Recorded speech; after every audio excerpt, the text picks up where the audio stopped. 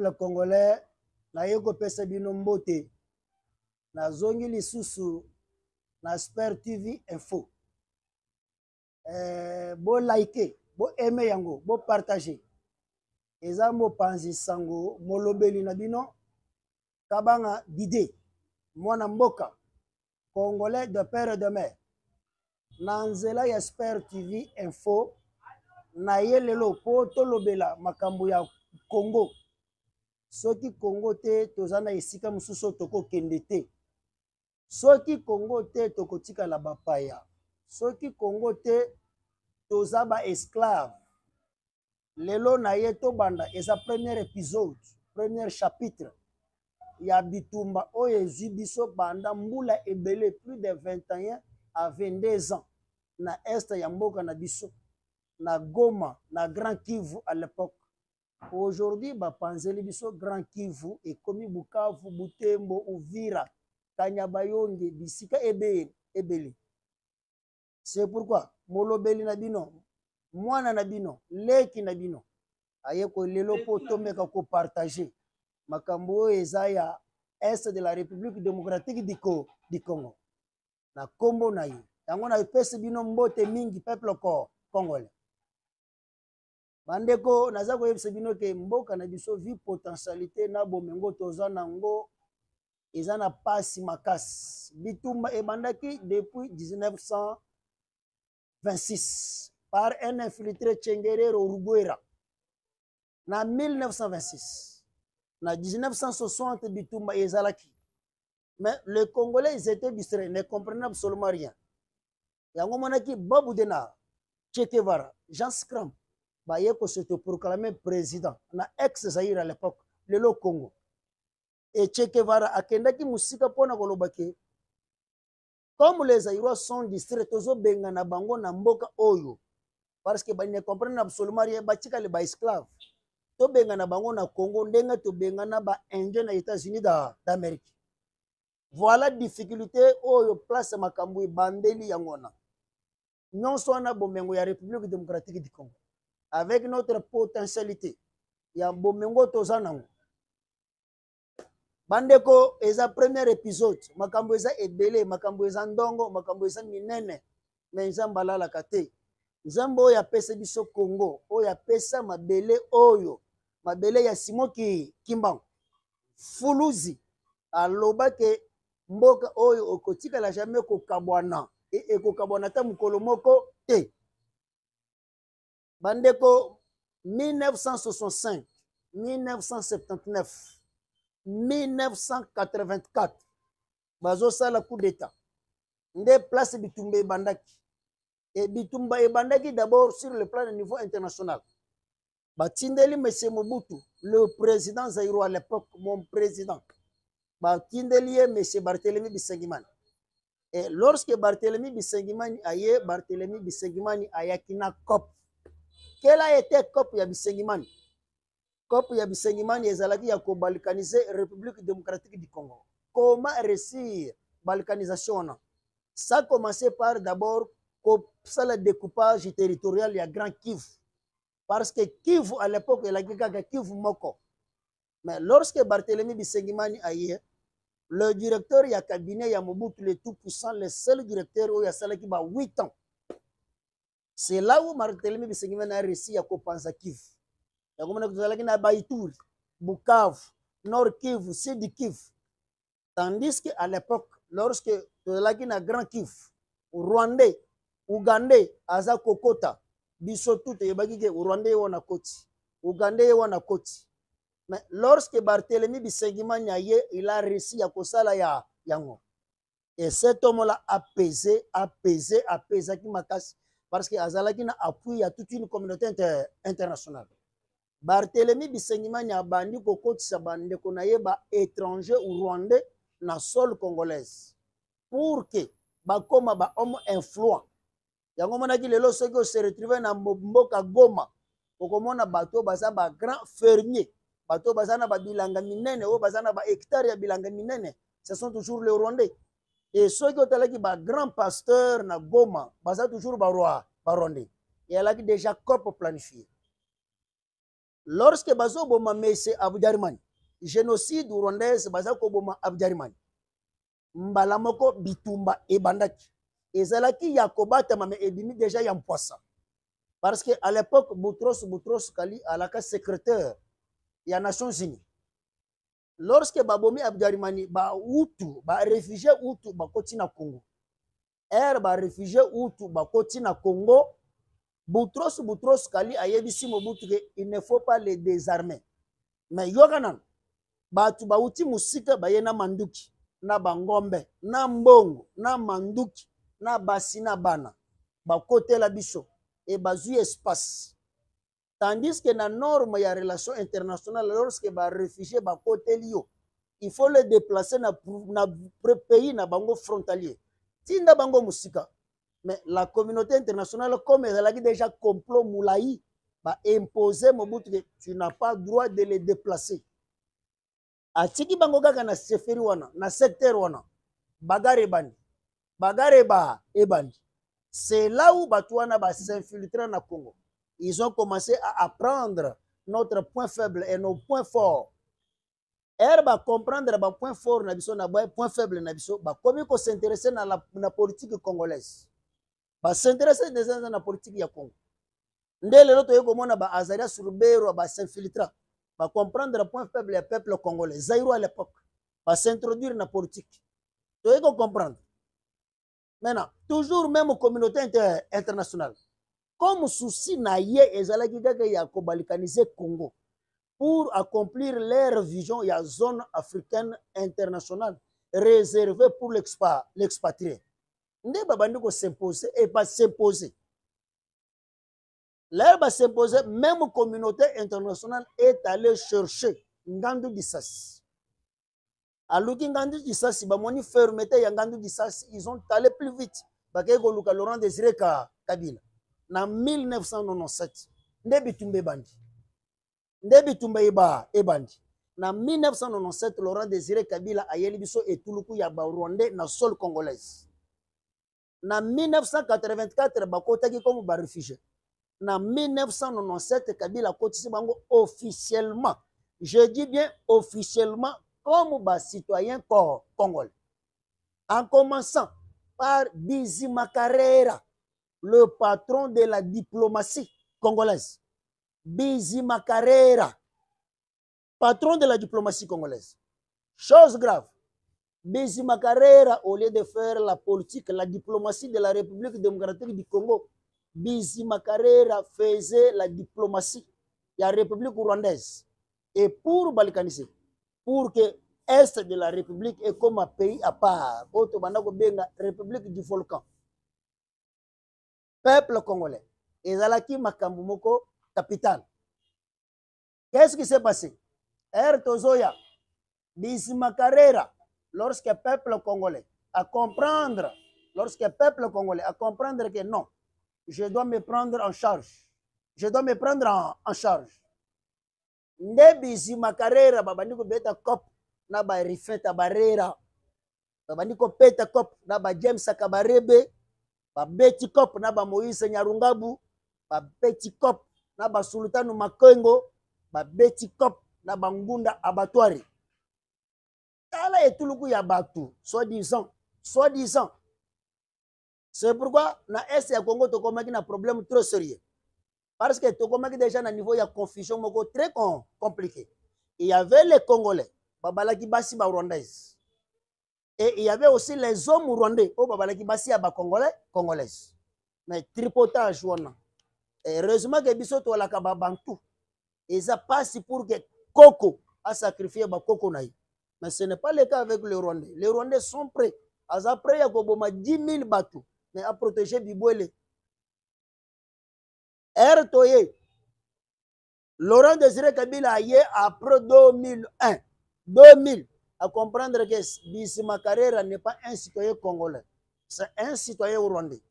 C'est là où Laurent Désiré Kabila a dit qu'il n'a jamais trahi la République démocratique du Congo. Après avoir trahi.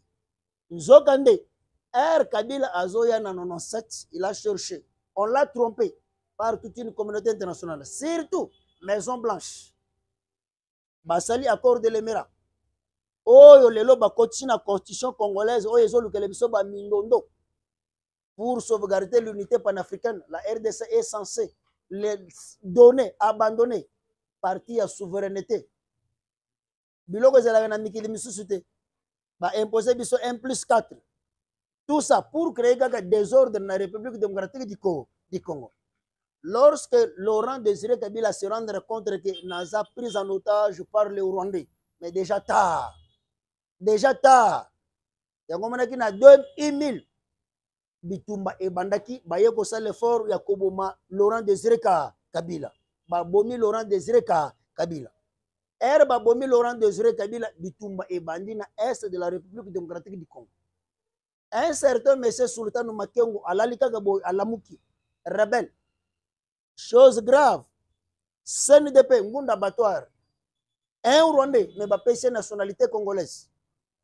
Bitumba bandi bande konangai. Qu'on ne vous trompe pas. Eza place bitumba et bandi pour profiter le minerai de la République démocratique du Congo. Faire chasser le vrai Congolais, le véritable autochtone na territoire na bango. Ba créer ba Rwanda, ba créer ba recruter ba jeunes partout, par-ci par-là. Ba ye ba zal, ba envahir Congo. Ba bandi ko récupérer Nyirakongo, Chengo, Rwindi, Sake, Uvira, Butembo, Kanyabayonge, Kiangala, Kirumba, Minembwe, Baraka, Boka, Bongolo, Mweso, Bunangana, Bazi, ba territoire nyonswana et komaki yabango. C'est là où la communauté internationale va appliquer une philosophie. Parce que 80% à 90%, Yabato, Bazana, Butembo, Bukavu, Kanyabayonge, ce sont les Nandés, le tribu Nandé. Batouana, Bakoti na Congo, Babandi ko infiltré. Maintenant, pour réussir leur mission, ils ont fragilisé l'armée zaïroise à l'époque. Ils ont fragilisé l'armée zaïroise. C'est là où James Kabarebe a commencé une politique. Yakoboma Bato Mayele Nyon surtout la République démocratique du Congo. Tous les officiers supérieurs pour la complicité. Le 28 avril 1969, la communauté internationale a philosophé quelque chose à partir des États-Unis d'Amérique. Comment créer l'empire Yéman-Tutsi en République démocratique du Congo. Yango manaki lelo na administration publique ya l'État congolais. 80% ya bato, 40% infiltrés. Toyelaki na ba patron moko ya ba DGDA qui ne sont pas des citoyens congolais, mais ba komi ba DGDA na ndenge nini et bazalaki na monopole. Yango manaki un certain DG ya Sinel, soit disant Kayombo. On savait que c'est non kassayen, mais à la dernière minute baso kanga ya komi na prison Makala. Kayombo lobi ke na uzebika ko samba na Kinyarwanda. Voilà, c'est là de 1997 à 2024, on a tué plus de 22 millions de morts. Pour la première guerre mondiale, deuxième guerre mondiale. Provenance à Bitumbe Bandiwap, na 1970. Mais bah voilà yango. La communauté internationale cherchait modèle ning, moyen ning, oyo ke ako s'imposer na Congo. Mais Nzambala la te, ayeko pese biso congolais de père et de mère. Oya yebi origine, source, provenance, malédiction, malheur, il y a république, il y a peuple congolais. C'est là où le président Félix ayeko kutana mutam. Et leur politique, ils ont utilisé les soi-disant le peuple, les autochtones. Il y a Est, et pourtant ce ne sont pas les vrais autochtones. Est ya République démocratique du Congo tozana ba mouchar ebele tozana batoyo asobi beta tolo ki aza congolais zokende azana e congolais net ba mwanga shushu ba wizeler wana bazokanga mwanga shushu na Rwanda comme un citoyen rwandais mais toye na parlement congolais tomoni ke mwanga shushu aza député national eloko ezalaka te mutu mobimba na de nationalité et puis aza ko sala wapi. Pourquoi rébellion nyonso na est de la République démocratique du Congo? Il y a une potentialité de richesse. Il y a le minerai stratégique. Oh, mon président Félix, que je salue en passant. Alors que la République démocratique du Congo a écorgé potentialité ya minerai qui peut stabiliser les économies du monde. Mais Batouana Bakotika Biso tranquillité. Ces personnalités-là vont créer crise. Ils vont chercher à créer. Et là, benga somalisation. Et c'est quand on a Somalie, bazolinga ba imposer en République démocratique du Congo. Mais je vous informe que le président Félix est très sage. Il s'est fait un imbécile pour compliquer votre philosophie. Et il est là pour compliquer les choses. Le président Félix, en arrivant, a coûté une généalogie, il y a Bitumba, il y a depuis 1970, 1984, 1997, 2001, 2006, RCD Gom, CNDP, RCD Gom, RCD KML, MLC. Et tout le coup, il y a rébellion en République démocratique du Congo, avec l'objectif principal, servir la communauté internationale, servir les intérêts impérialistes, servir les intérêts néocolonialisme. Le pays tiers-monde. On a utilisé qui? M. Paul Kagame. Peuple congolais bisika boali. Bolimba. Bo like. Bo aimé. Sper TV Info. Na molobeli na bino kabanga dide. Je vais vous donner les informations vraies. Il y a tâtonnement fiable. Lorsqu'on a conçu l'AFDEL a été conçu en Grande-Bretagne. Lorsque bazo concevoir l'idée AFDEL, batindango na États-Unis d'Amérique. Bazo tindango na États-Unis d'Amérique et longo États-Unis d'Amérique et comme Afrique du Sud. C'est pourquoi je vais vous rappeler quelque chose. Lorsque bazo élire président Nelson Mandela en Afrique du Sud, chose grave, tout le monde a dit George Bush, W. Bush, à longo États-Unis avec logistique et armement spécial. Aya tikango na Kenya. Et pourtant Kenya bitumbe zalakite. Vous comprenez? Talaka date au Banoma, Nelson Mandela comme président d'Afrique du Sud. George Bush a longo na arsenal et armement spécial. Il a quitté les États-Unis vers Kenya. À longo Kenya, Malamogo Afrique du Sud. Il n'a pas traîné. C'est là où on a fait une transplantation. Il y a AFDEL. Et longo États-Unis et Afrique du Sud. Et longo Rwanda. Rwanda et Côte Congo. C'est là où on a utilisé M. Paul Kagame.